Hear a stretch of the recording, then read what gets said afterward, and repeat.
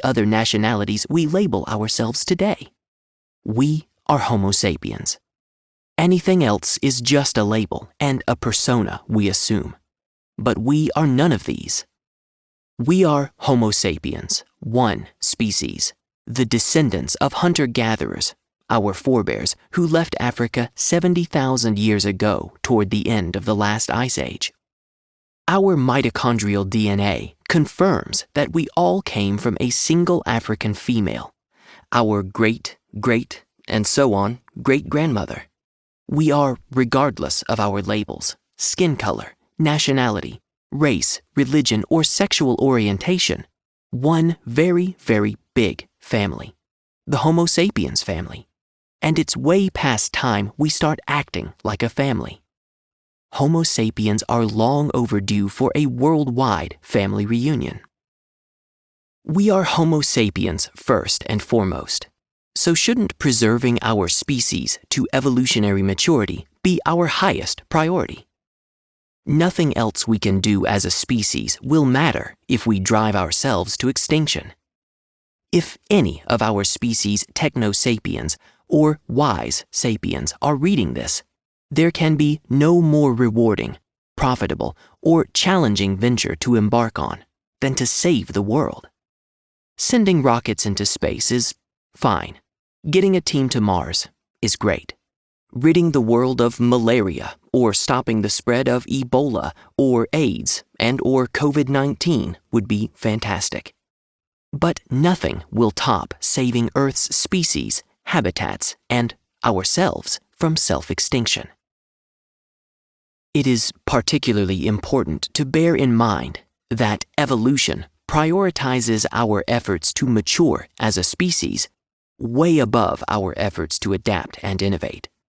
And few things we can innovate will signal attainment of that level of maturity as achieving the ability to harmoniously collaborate to solve the existential challenges confronting our species.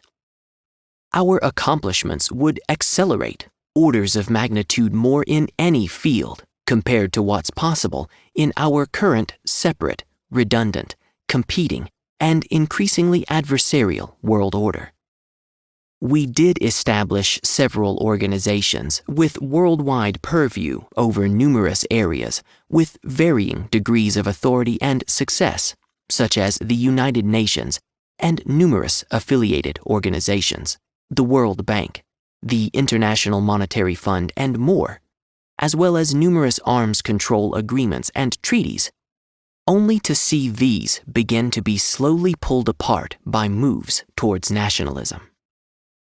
We have managed, as a species, with some degree of success, to achieve near worldwide collaboration on issues like terminating the massive hole CFCs, or chlorofluorocarbons, had punched into the ozone layer. We have also finally mounted a credible international effort to confront the existential threat global warming poses. The problem with this on-again, off-again approach is that it takes years to get to commonly accepted solutions, even as the tempo of threats keeps accelerating. The current approach of sliding in for a meeting for a few days at international forums on these issues is crying out for a dedicated, coordinated, and continuous solution approach. These are problems searching for solutions our current world order seems ill-prepared or organized to provide. Might this be a potential role techno-sapiens, billionaire-moneyed sapiens, and capable interested others can collaborate on, and lend their time, talents, and resources? Hint: this definitely beats running for president. If we can't get it together here on Earth, why would anyone assume it will be different in a galaxy or universe populated by immature, warring Homo sapiens?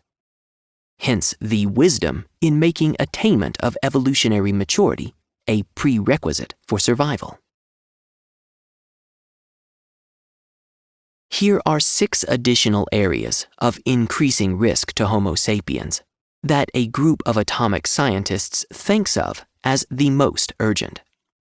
So concerned were members of the board of the Bulletin of the Atomic Scientists that in 1947 they established the Doomsday Clock as a response to nuclear threats.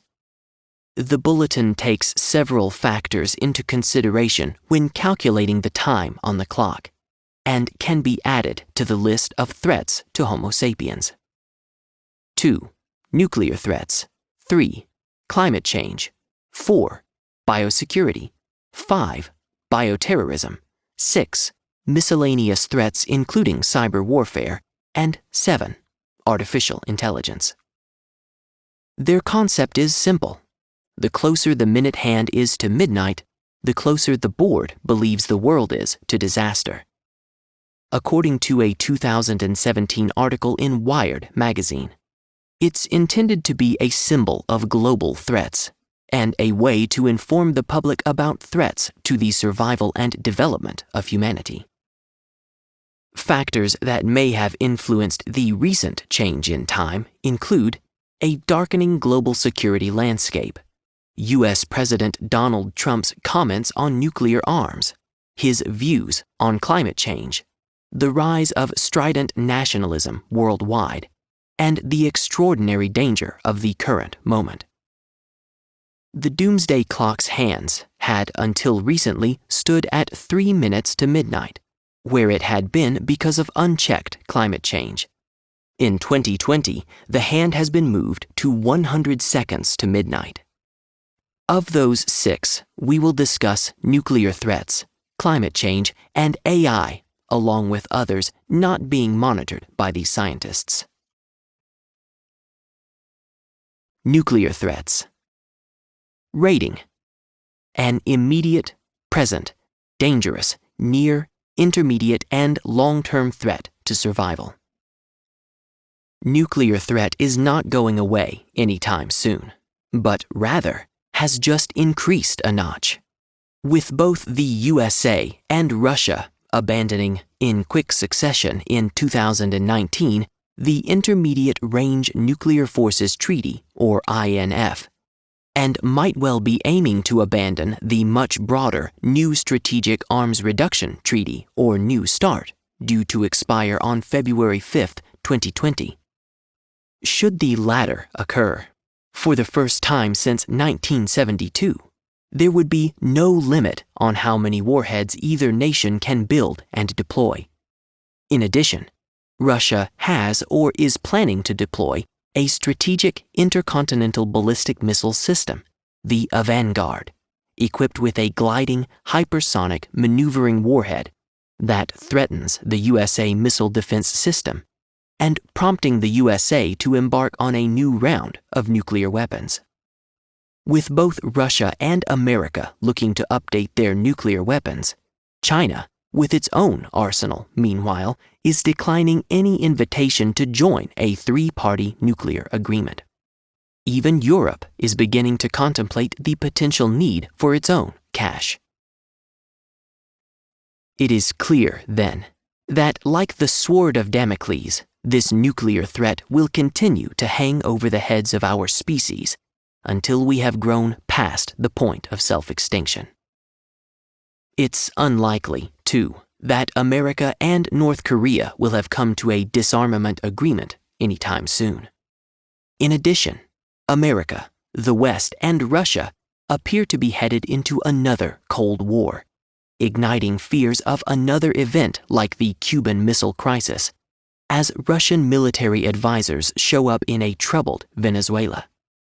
Similarly, cyber warfare is fast becoming an emerging global threat that has the potential to disrupt nations, as seen during the 2016 American and 2017 French presidential elections, potentially leading to conflict between nations. Next, climate change. Rating: an immediate, present, dangerous, near-term, and long-term threat to survival. While it does matter whether one thinks climate change is man-made or not, from a survival perspective, increasingly warm temperatures threaten habitat changes our species is hardly prepared to deal with, regardless of the cause. An IPCC Climate Change 2014 Synthesis Report Summary for Policymakers claimed that human influence on the climate system is clear, and recent anthropogenic emissions of greenhouse gases are the highest in history. Now, 4 years later, the IPCC 2018 report claims that the 2020s could be one of humanity's last chances to avert devastating impacts, and warns that averting a climate crisis will require a wholesale reinvention of the global economy. By 2040, the report predicts, there could be global food shortages, the inundation of coastal cities, and a refugee crisis unlike any the world has ever seen. And as alarming as these predictions are, some scientists argue they understate the full extent of the threat and warn that the economic costs of severe storms and displacement of people due to drought and deadly heat waves would be much worse. Recent climate change has had widespread impacts on human and natural systems. Warmings of the climate is unequivocal, and since the 1950s, many of the observed changes are unprecedented. The atmosphere and ocean have warmed, the amount of snow and ice has diminished, and sea level has risen. Each of the last 3 decades has been warmer at the Earth's surface than any preceding decade since 1850. The period from 1983 to 2012 was likely the warmest 30-year period of the last 1,400 years in the Northern Hemisphere. A Climate Central article by Andrew Friedman, based on a study titled The Projected Timing of Climate Departure from Recent Variability, says it is estimated that up to 5 billion people will face entirely new climate by 2050. Friedman writes, the mean annual climate of the average location on Earth will slip past the most extreme conditions experienced during the past 150 years and into new territory by between 2047 and 2069, depending on the amount of climate-warming greenhouse gases that are emitted during the next few decades. A recent study published in the journal Nature used a new index to show for the first time when the climate, which has been warming during the past century in response to man-made pollution and natural variability, will be radically different from average conditions that existed during the period from 1860 to 2005. The study shows that tropical areas, which contain the richest diversity of species on the planet, as well as some of the poorest countries, will be among the first to see the climate exceed historical limits in as little as a decade from now, which spells trouble for rainforest ecosystems and nations with a limited capacity to adapt to rapid climate change. According to CO2.Earth's homepage, recent carbon dioxide levels are hovering around 416.25 parts per million.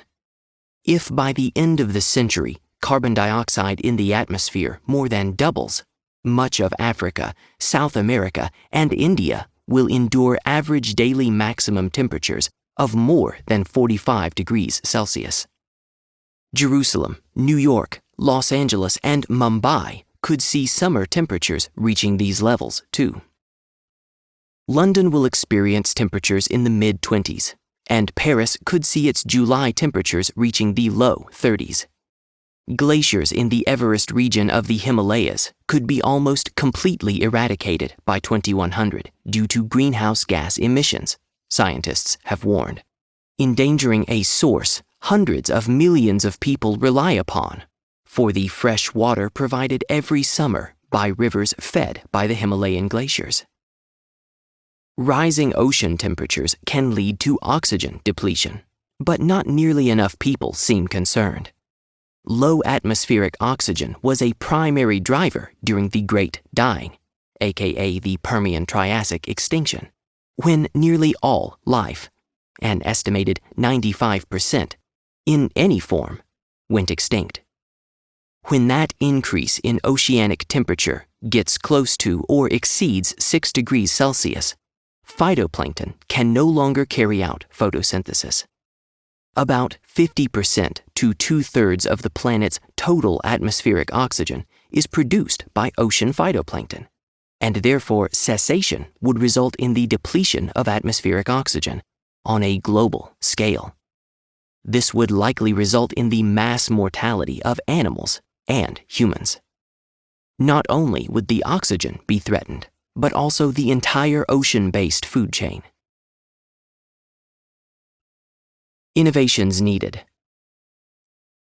Many innovations are already at work enabling the transition from fossil fuel to wind, wave, solar, nuclear, and numerous bio-based technologies. Work on fusion technologies is progressing, but perhaps decades away from becoming commercially available. The biggest problem, however, is not a lack of non-polluting alternative energy technologies, and maybe not even a lack of time to act to replace fossil fuels. The real problem is the unwillingness of the few to forego the profits that will be lost by leaving fossil fuels in the ground, and the determination to go against the world, as in withdrawing from the Paris Climate Accord, just to uphold ecocidal political and economic ideologies.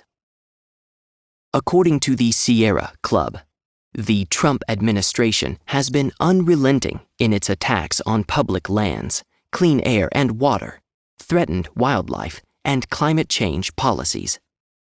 A quick perusal of the tables below more than underscores the issues Homo sapiens will have to confront if we are to remain capable of choosing survival over extinction.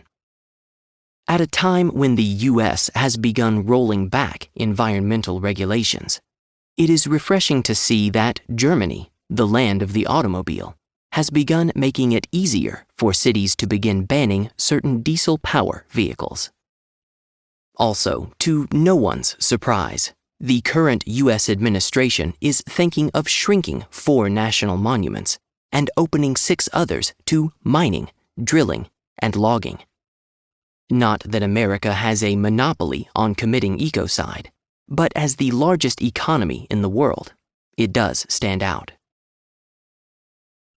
Among the reasons that inventions and technologies, even if available, are unlikely to be the basis of Homo sapiens' survival is the continuing ability of the few to superimpose their choices on the rest. Not until enough Homo sapiens can assert their will over that of these few and prioritize species and habitat survival over profits and endless economic growth can such solutions have a chance to turn things around. Next, AI, or artificial intelligence. Rating. Some versions of AI will become dangerous and an intermediate and long-term threat to Homo sapiens' survival. If Homo sapiens designs an AI species, as in an intelligent hominin species, that potentially could succeed humans, if not on Earth, potentially on other planets, as humans succeeded Homo erectus, that may well turn out to be a potential evolutionary outcome, as explored in the chapter on species-driven evolution. An outcome humans may have no more choice or say in than Homo erectus had in what might have succeeded them, us. If, however, Homo sapiens inadvertently designs an AI that can potentially destroy and replace humans and take over, then that problem is not very dissimilar to the creation of the atomic bomb, or any other WMD, or a Frankenstein-like creature. In both AI scenarios, humans end up being replaced, but the latter is not species succession, but rather self-extinction. It is this latter AI scenario humans fear most. The survival question here is which AI are we developing, and how will we know? evolution was daring enough to give intelligent species, and hence Homo sapiens, the keys to the planet. And look at what we've done and are still doing to it. So fears about AI and Homo sapiens' survival are not unwarranted, and the concerns expressed by Hawking, Gates, and Musk, assuming they mean the Frankenstein version of AI, are also relevant in this context. If indeed, as the late Stephen Hawking thought, AI can potentially replace Homo sapiens, it will be the first partial or complete non-biological species to have supplanted or succeeded a hominin species, making Homo sapiens the last of the hominins. And that says plenty about why Homo sapiens is unlikely to be able to develop an AI that would respect human survival constraints. Recall that evolution ensured every species evolved from within a biological parent, and carried within itself the joint parental DNA and all the genetic nanomachines that comprise the components of a eukaryotic cell. In making each of us, our parents did not get a handful of clay, some water and some chemicals, and fashion an offspring. Instead, we were all born with 4 billion plus years of microbial programming that informs what it means to be human, Homo sapiens, and descendants of the line of intelligent species, hominins. We learned what it means to be human during those formative years in the care of parents, and in the crucible of the home, the school, family, friends, the village, and other humans, from childhood to adulthood. Our brains are programmed not by binary ones and zeros or computer software code, but by the innumerable interactions, experiences, discoveries, anxieties, joys, as well as fears across a network of billions of neurons, such that long before we become adults, we intuitively know what it is and how to be human. Something an AI's neural network, aided by deep learning and by copying us, may one day hope to imitate. But that's exactly where our AI problems begin.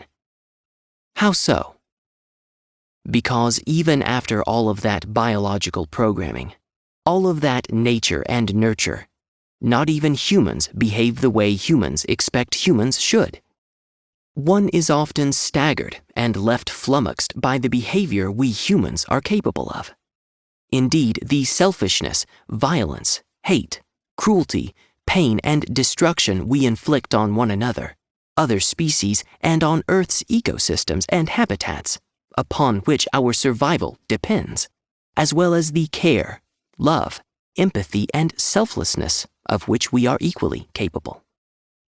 So, if after all that, humans have a hard time behaving like humans, what can one hope to expect from what is essentially a machine, a cyborg, that is built in a lab or factory by engineers and scientists, and fed uninnumerable petabytes of human private information and experiences by profit-seeking corporations and suppressive governments who have already begun to steal our personal data so their AIs can learn and be taught how to look like and act human while thinking like a multinational corporation?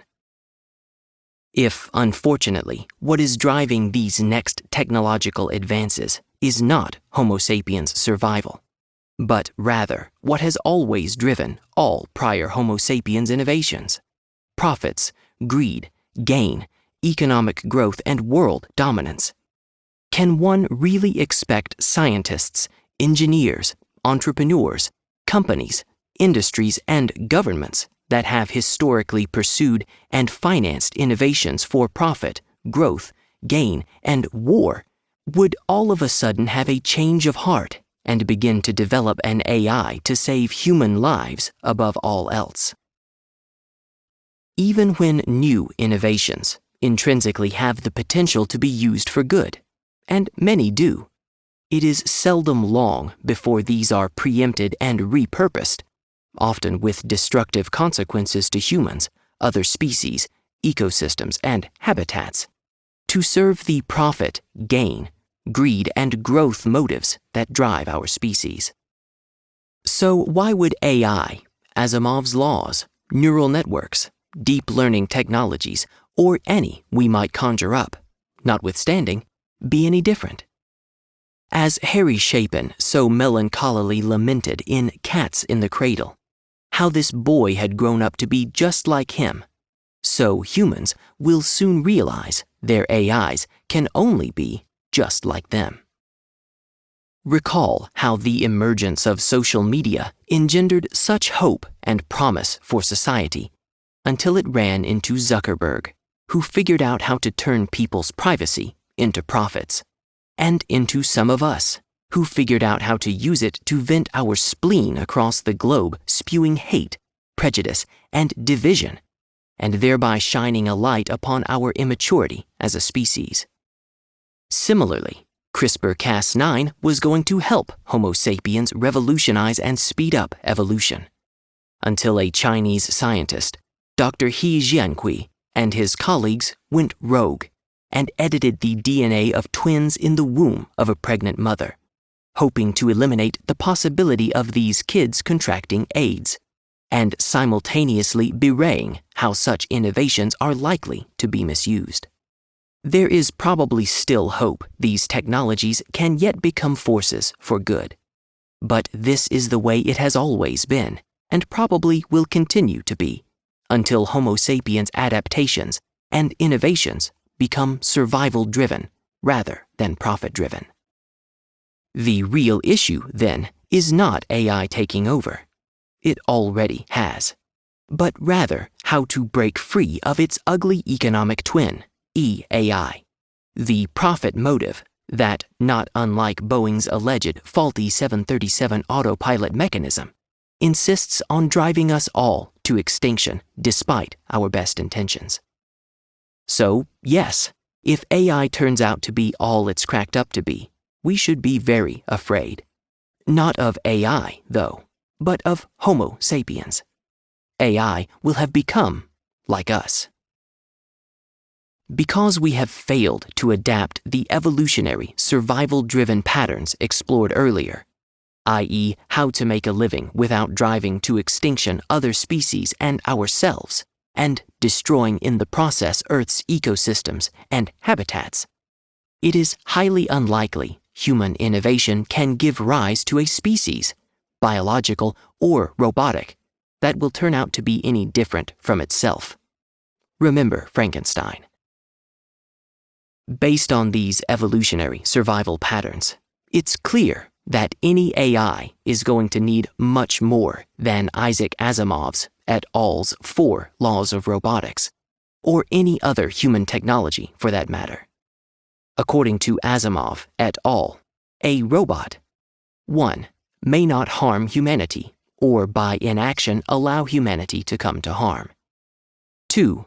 May not injure a human being, or through inaction allow a human being to come to harm, except when required to do so in order to prevent greater harm to humanity itself. 3. Must obey any orders given to it by human beings, except where such orders would conflict with the first law or cause greater harm to humanity itself. And a so-called 4th law. 4. Must protect its own existence as long as such protection does not conflict with the first or second law or cause greater harm to humanity itself.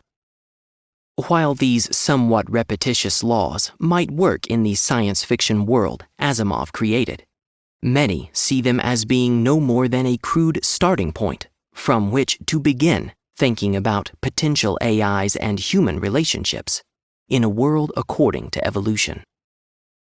Asimov et al. Envisioned robots that must be principally concerned with human survival.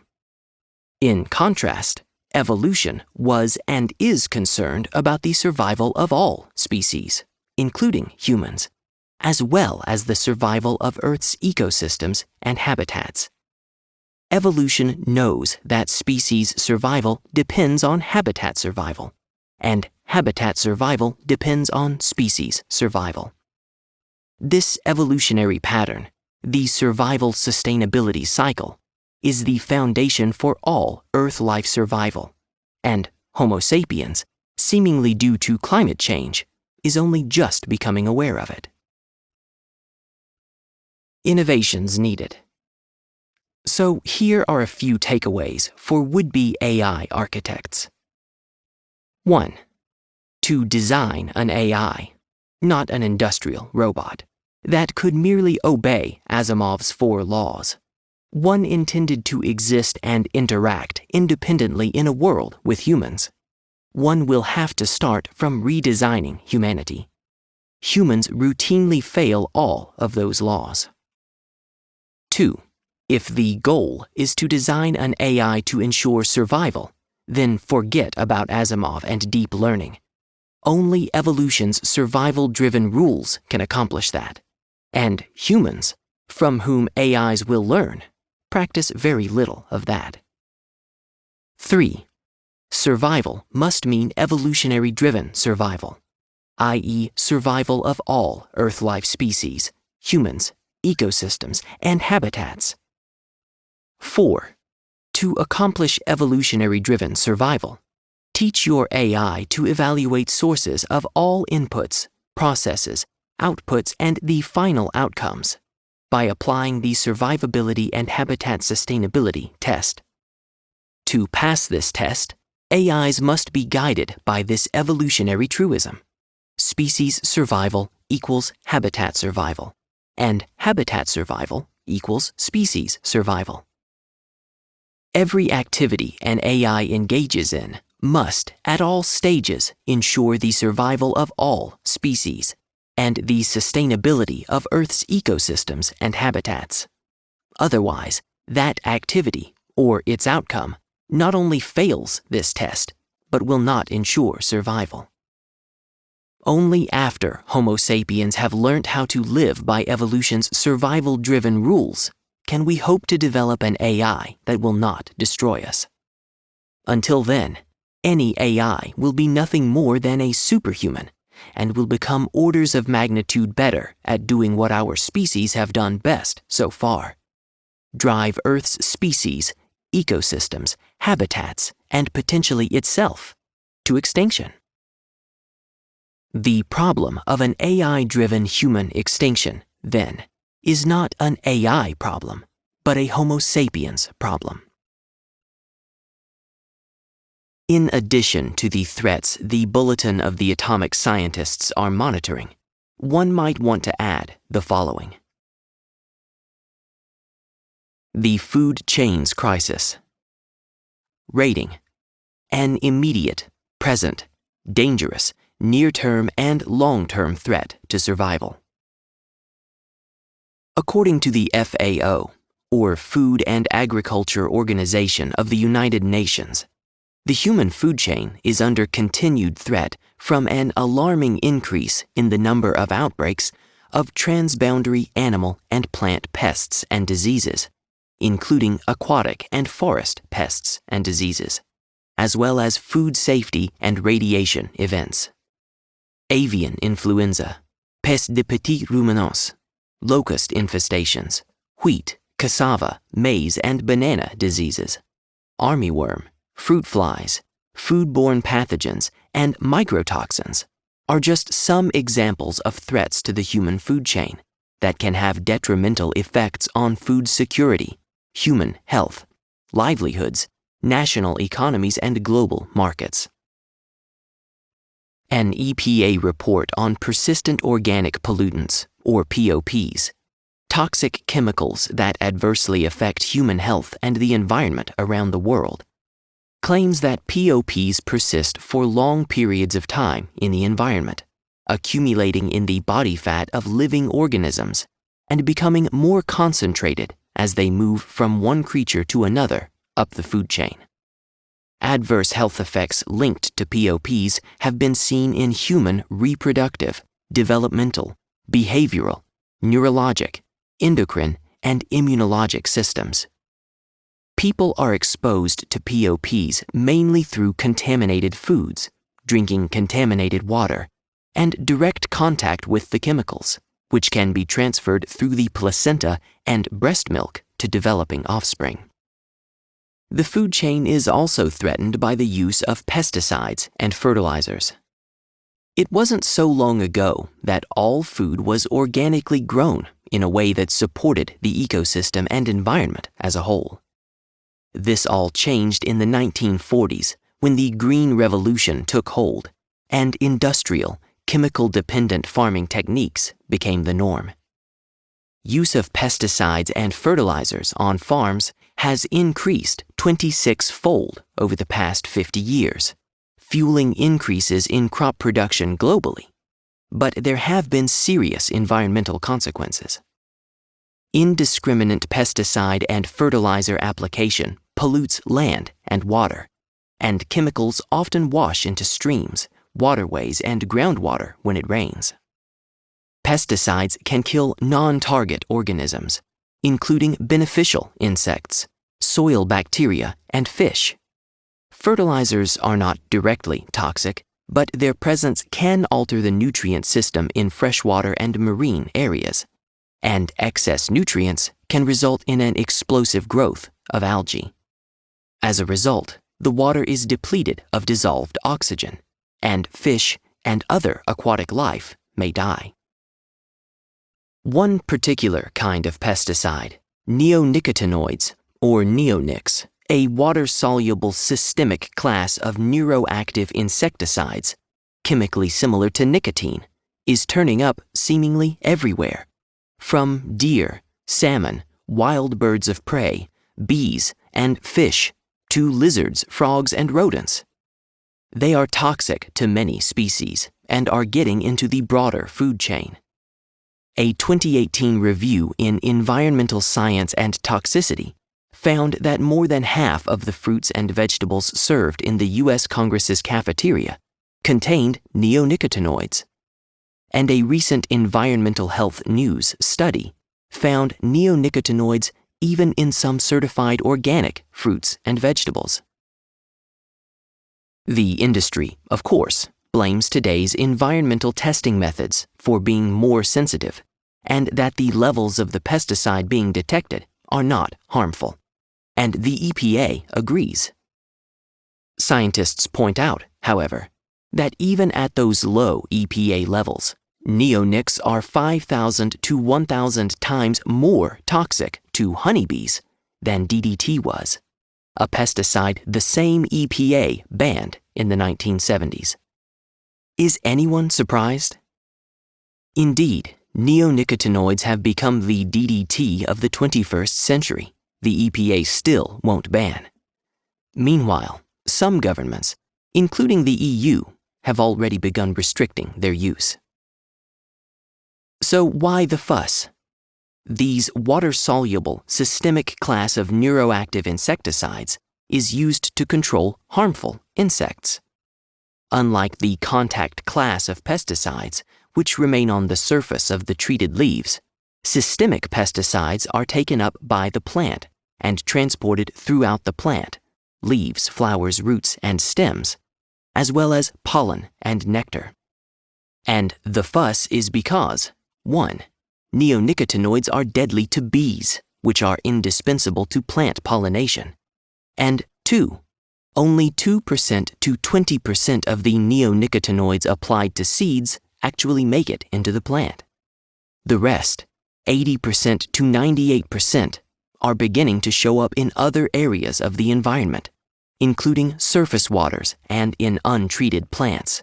And studies are pointing to toxic impacts on non-pest species, from bees to deer, and to transmission beyond farm fields.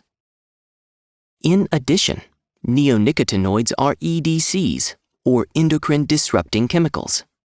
It's not just that birds are unable to migrate, bees can't find their nests, and deer are showing up with extra or misplaced organs and a serious overbite.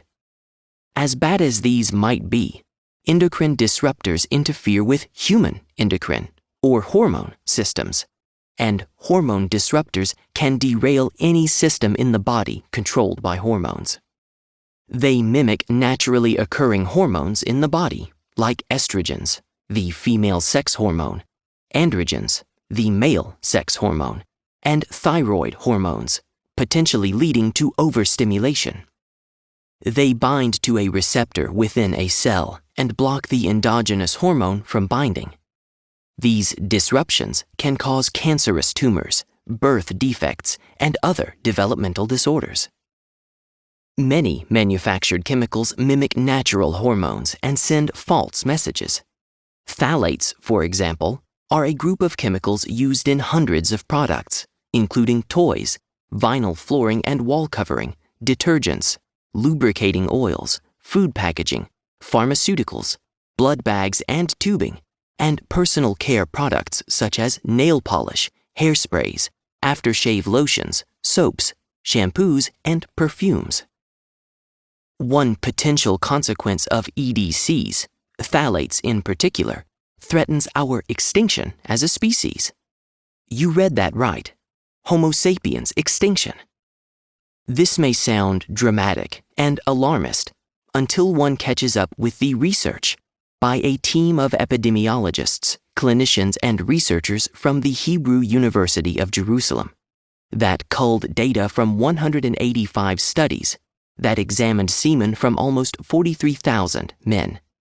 It showed that the human race is apparently on a trend line toward becoming unable to reproduce itself.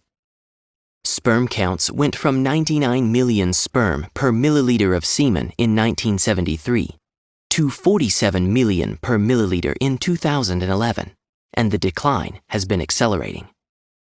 And while there are existing in vitro fertilization or IVF and emerging in vitro gametogenesis or IVG reproductive technologies that might prevent total extinction, the concern is whether another 40 years or less might bring us all the way to zero. In a September 2018 GQ article by Daniel Noah Halpern titled Sperm Count Zero, Halpern writes, "A strange thing has happened to men over the past few decades. We've become increasingly infertile, so much so that within a generation, we may lose the ability to reproduce entirely. What's causing this mysterious drop in sperm counts? And is there any way to reverse it before it's too late?" While there may be many causes, consensus appears to be gathering around the belief that this might well be a direct result of the Industrial Revolution, the move to fossil fuels, and the emergence of the 20th century chemical industry.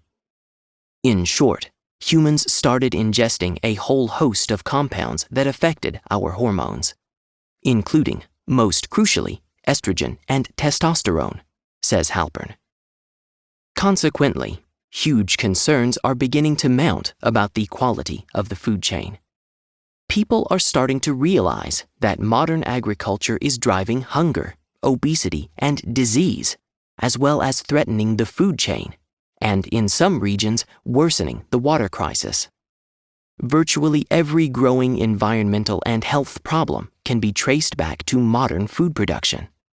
This includes, but is not limited to, food insecurity and malnutrition amid mounting food waste, rising obesity and chronic disease rates despite growing healthcare outlays, diminishing freshwater supplies, and toxic agricultural chemicals polluting air, soil, and waterways, threatening the entire food chain from top to bottom. These problems are aggravated by an agriculture and food industry that is driven by profits and growth, and couldn't care less about the health of their customers or the nutrition content of the produce and food they are serving up, abetted by politicians who care more about being re-elected to office and donations from the food industry. This has resulted in a growing consumer demand for organically grown produce and free-range farm animals. As with most Homo sapiens adaptations and innovations, the problem has been the pursuit of profits and endless economic growth, and, in this case, chemical WMDs led by the chemical industry and perhaps inadvertently by others like the agriculture and food industries that use their chemically derived products. Some Homo sapiens demonstrated a willingness to use chemicals to poison 6 million of our species in Nazi gas chambers during the Second World War. And the poisoning with chemical weapons continues, as in the Syrian civil war. By the use of glyphosates, the primary active ingredient in the widely popular Roundup herbicide manufactured by the Monsanto company, and plastics, the chemical industry and others seem prepared to poison, pollute, and destroy the food chain and drive disease and illness across the world. The recent civil case against Monsanto in California. Juries in 2 key trials against Monsanto have unanimously agreed that Roundup, trade name for glyphosate, caused the plaintiffs' non-Hodgkin lymphoma cancers, as well as the EU's approach to the use of glyphosates and genetically modified organisms, are small indications that our species is just beginning to wake up to the dangers to survival these industries have been able to perpetrate hitherto with impunity. Indeed, with EDCs, the chemical industry may well have found peacetime applications for its chemical products, but this time with the potential to drive not just 6 million, but our entire species to extinction. And just when one may have thought these attacks on the food chain can't possibly get any worse, scientists are starting to report yet another threat: the reduction of nutritional content, such as protein and vitamins, in key staples like rice, flour, potatoes, corn, and others, as increasing CO2 in the atmosphere changes their basic chemistry. Since staples like rice are the main food for billions, the reduction in nutritional content could exacerbate an already emergent food chain crisis. What innovations do you think will solve the food chain and chemical industry's EDC problem? Would you want to trust Homo sapiens' survival to yet another invention from these industries? Next, the growing extinction of bees and other pollinators. Rating: an immediate, present, dangerous, near-term, and long-term threat to survival.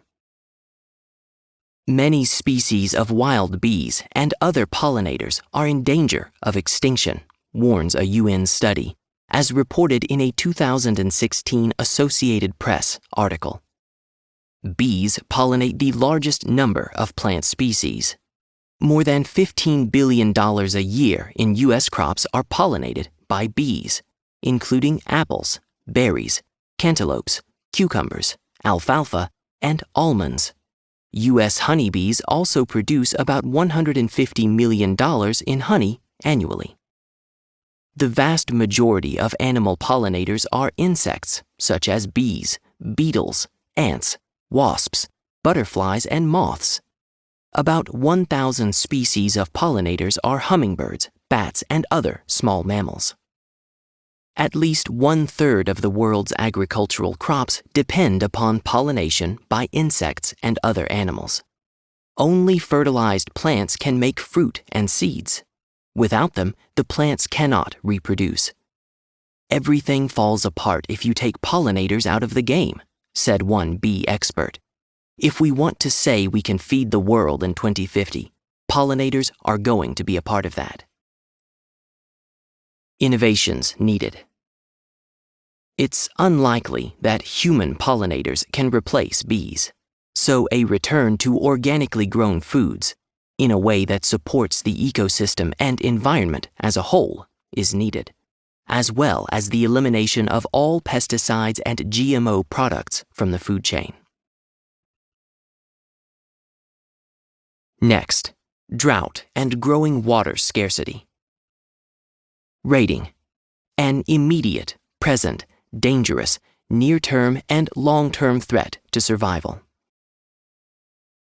Cape Town, South Africa, just barely missed its countdown to day 0 when its taps were expected to run dry. With great efforts, this day has been pushed back, but only for a while, as experts think even if day 0 doesn't happen in 2019, it is inevitable. What's happening to Cape Town is already happening in many areas across the planet, and here is why. Here are some quick facts on the world's dry areas according to dry land systems. They cover 41% of the Earth's surface. They are inhabited by 30% of the world's population, or 2.5 billion people. They support 50% of the world's livestock. They grow 44% of the world's food. They account for the majority of the world's poor, with around 16% living in chronic poverty. Most of the world's poor live in dry areas, with 400 million living on less than $1.25 per day. Dry lands lose 23 hectares per minute to drought and desertification, a loss of 20 million tons of potential grain production every year. So here is the problem with droughts and increasing water scarcity that should keep everyone up at night. 1. Drought has been the major catalyst in the collapse of most prior Homo sapiens civilizations. Innovations and technologies notwithstanding, from the Sumerians of Babylon, the Assyrian Empire, the great Egyptian pharaohs, the Greek Empire, the Roman Empire, the Tang Dynasty, the Kublai Khans and Genghis Khans, the Maya, the Machi, Kimu lords, the Incas, the ancient Pueblo people, to the ancient Khmer kingdom of Angkor Wat fame, they all collapsed under the pressure of severe, multi-century droughts brought on by climate change. Scientists are starting to warn that drought, driven by warming global temperatures, has the potential to do the same to modern Homo sapiens civilization. 2. According to Brian Fagan, in his book The Great Warming, Climate Change and the Rise and Fall of Civilizations, from the 10th to the 15th century, the Earth endured a rise in surface temperatures that changed climate worldwide. What happened then may offer a preview of how global climate could change due to rapidly increasing global temperatures. During these warm centuries, in areas including Western Europe, longer summers brought bountiful harvests and population growth that led to cultural flowering in the Arctic. Inuit and Norse sailors made cultural connections across thousands of miles as they traded precious iron goods. Polynesian sailors, riding new wind patterns, were able to settle the remotest islands on Earth. But in many other parts of the world, the warm centuries brought drought and famine. Advanced societies in North and Central America collapsed, and the vast building complexes of Chaco Canyon and the Mayan Yucatan were left empty. The history of the Great Warming of half a millennium ago suggests that we may be underestimating the power of climate change to disrupt modern Homo sapiens civilization today. The Middle East, North Africa, Central Asia, and South Asia are due to suffer the biggest economic hit from water scarcity as climate change takes hold, according to a World Bank report.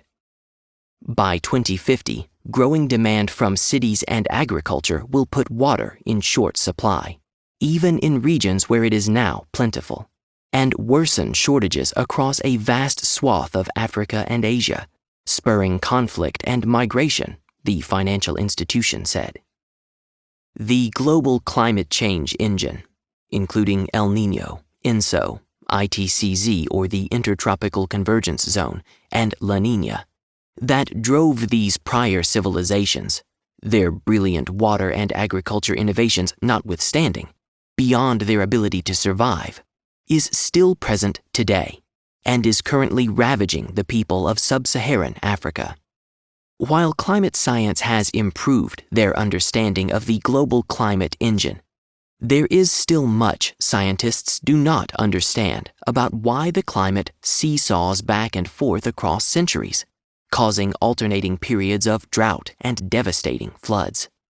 Now, with increases in global temperatures due to global warming forecasted, scientists are even more worried about how the global climate engine might react. This potentially exposes our species to climate change impacts, the likes of which no one alive has ever experienced. And 3.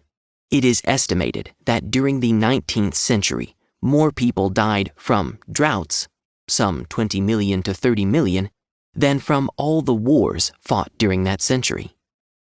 While at present, extreme drought affects only a little over 3% of the Earth's surface, and about 8% of the population, computer models of future droughts due to greenhouse gases show increases of as much as 30%, with as much as 40% suffering from extreme droughts, resulting in more than 50% of the Earth's land surface experiencing some drought conditions.